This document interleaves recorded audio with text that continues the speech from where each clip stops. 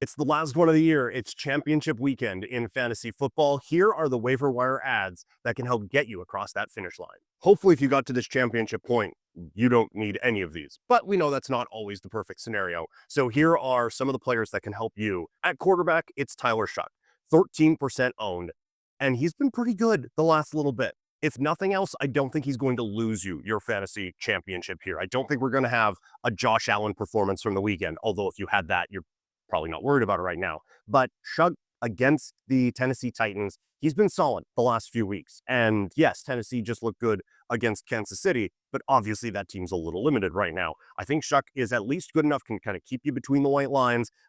He's not going to lose it for you here. At wide receiver, Parker Washington with Jacksonville, 23% owned, 10 targets last week. They have a good matchup coming up here this week. If we had an injury issue at wide receiver or some kind of a surprise, I think Washington, with an offense that looked really good against the Denver Broncos, has an opportunity to, again, just be a nice, steady target for you at wide receiver. The big one is at running back, and it's Dylan Sampson, 11% owned with Cleveland. I'm surprised it's that low anyway. He was getting not a ton of the volume, but you were starting to see when he was getting some opportunities in that Cleveland backfield, he was doing the most with it. He was making the most of the situations that he was getting. Now, with Judkins being out, this is a fantastic opportunity for him to step up and really show what he can do at the running back spot. I think he's going to have a really good week this week for Cleveland. The other running back is Chris Rodriguez from Washington, 29% owned. Again, I'm really surprised. I get a couple of weeks ago that he was having some injury issues. And so if you had to drop him because it was a fantasy playoffs, go for it.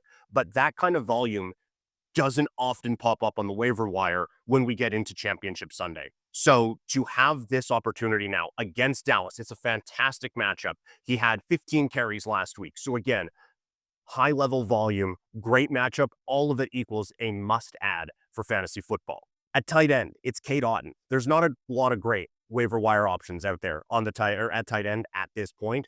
Otton, 29% owned, minimal volume last week. He does have a good matchup. It's a must-win game for Tampa Bay, so you're hoping that it kind of turns around. But honestly, you're kind of hoping you don't need to add a tight end this week. And our defense. Go with me here because we're suggesting this in the fantasy championship, and I know, but it's the Giants against the Raiders. 11% owned. The only thing I have to explain to you is that the Raiders are bad. That's it. That's all you need to know. The Raiders are a turnover machine. Their offensive line struggles. I get the Giants defense has not been what they wanted it to be this season, but I do think that they can come up with a pretty big performance here against the Raiders to help you get a fantasy championship. Any other fantasy football questions that you have? Let me know in the comments.